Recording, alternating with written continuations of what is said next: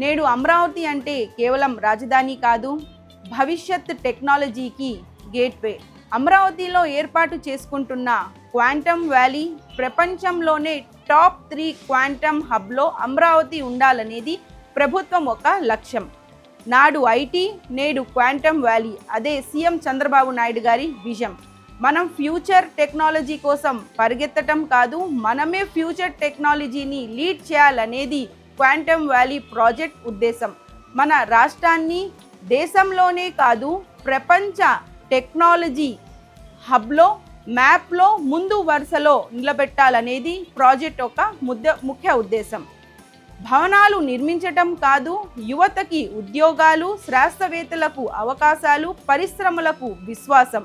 Quantum computing, artificial intelligence, deep tech అత్యాధునిక రంగాల్లో ముందుకు వెళ్తున్నాము. దూరదృష్టి ఆలోచించిన సీఎం చంద్రబాబు నాయుడు గారు మరియు లోకేష్ గారు అందిస్తున్న బలమైన నాయకత్వమే ఈ ప్రాజెక్ట్ వెనుక ఉన్న అసలైన శక్తి.